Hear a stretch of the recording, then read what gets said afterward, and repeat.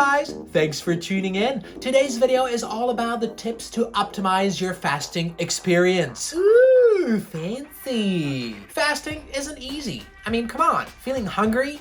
It's like the worst. But there are ways and things we can do to make it easier.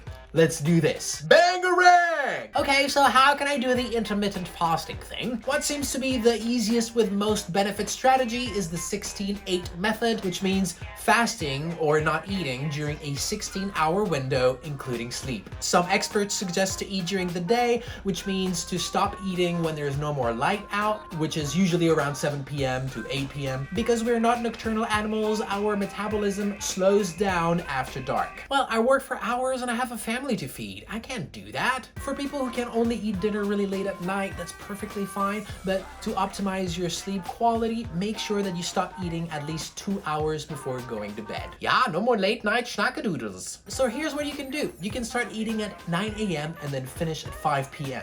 Or 10 a.m. and finish at 6 p.m. Or start eating at noon and have your last bite by 8 p.m. With these options, you'll be most likely able to eat and snack at convenient times. But you might need to experiment a couple different options before you find the best feeding window for you. You do you, baby. You can even skip dinner. Start with breakfast and have lunch, and that's it. But for me, I hate going to sleep hungry, so I usually don't do that. Before trying fasting, make sure that you talk to your doctor or do some blood tests with Insight Tracker, for instance. Links below. Remember, I'm just some guy making videos on YouTube. Just to make sure that fasting is appropriate to your constitution. I have an allergy to no food, so can't do it. This is especially important for people suffering from eating disorders. Unlike me, you shouldn't go cold turkey and just stop eating breakfast out of the blue. What am I doing to myself?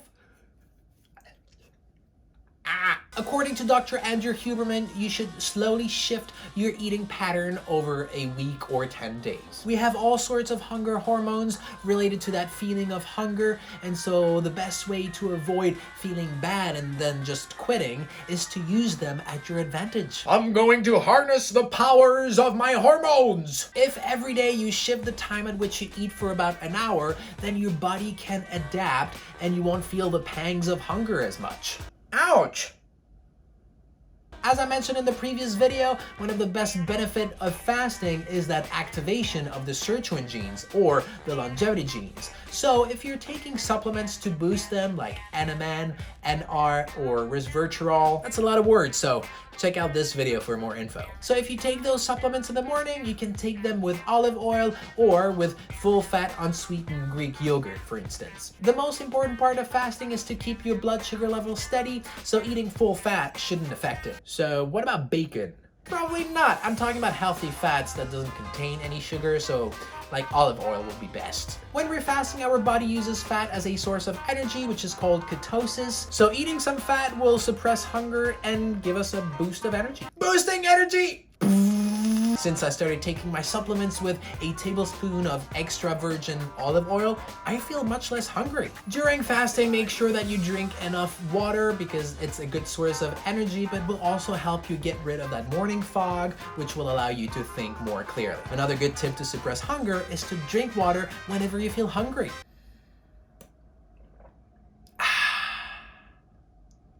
Whiskey. You can also drink black coffee, which can help you boost your energy and your dopamine system, but because you may lose your electrolytes while going to the bathroom, make sure that you drink a glass of water in the morning with a pinch of salt. That should help replenish your electrolytes. You can also put a little bit of lime or lemon juice, which are also good with sugar disposal. Electrolytes are basically salt, magnesium, and potassium, so you can look into that as well. Some people even say that caffeine suppresses hunger. I don't say that, but some people say it. Doesn't work for me, but yeah. If you don't drink coffee, green tea, guayusa tea, or yerba mate can be great options. Yerba mate and guayusa both contain electrolytes and caffeine, and apparently they're also pretty good for weight loss. And they're also pretty tasty. Ooh, yeah.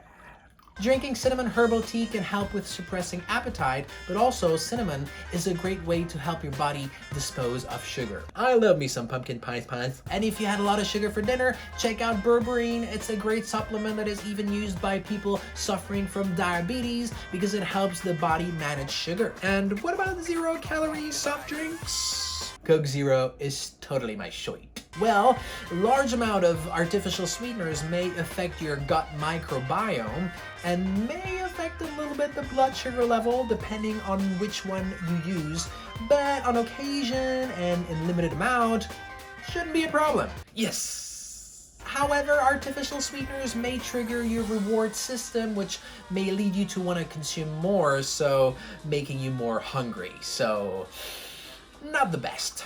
No.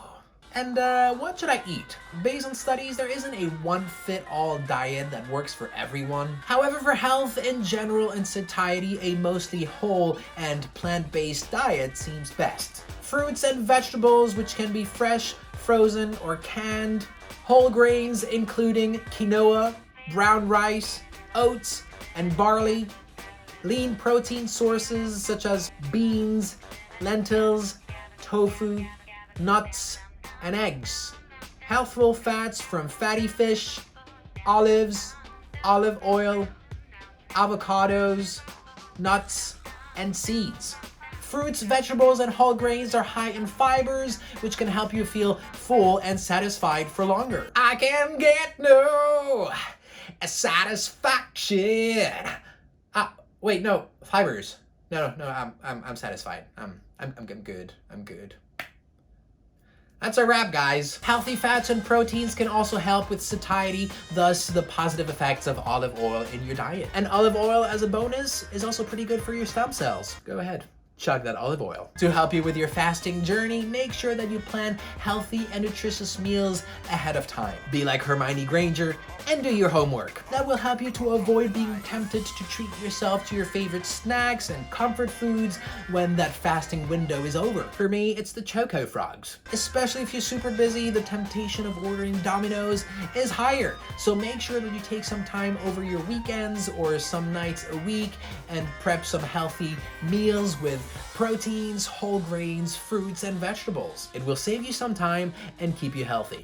Good. We on schedule. Next tip, avoid images of food. Try to avoid watching TV commercials, ads, all those posters around with commercials for fast food chains, because those images of food may stimulate that sense of hunger. Practicing mindfulness can help you manage hunger. Check out my channel for guided meditations. Practicing mindfulness can help you going through these moments of hunger and letting them go. Before I share the last tip, if you got any value from this audiovisual presentation, make sure that you hit the like button and subscribe to the channel for more health tips. The feeling of hunger comes and goes like a wave. Not gnarly, dude. The more you get used to the ebbs and flows of that feeling of hunger, the easier it'll get. However, I can't make any promises that the feeling of hunger will completely disappear. What? You silly Swiss person, you! After fasting every day for almost a year, I still feel the pangs of hunger at times, but it's like working out. You get used to it, and you can even feel pride in yourself for surviving it. Yeah, I'm pretty proud of myself. And if someday you fall off the wagon and just eat before the time that you set for yourself, or if you want to just enjoy breakfast with your family or friends, it's fine. Don't beat yourself up. Make sure that for dinner, or whatever that meal is before that fasting window, is full of fibers and proteins, because that will really help you expand that window. If you want to know more about the health benefits of fasting, check out this video. And if you want to know more about how to slow down aging to live forever, check out this playlist. Thanks for watching. See you guys in the next video. Invest in yourself, invest in your future, and skip a meal. Love you guys. Peace. Today's video is all gonna be about that's a wrap, guys.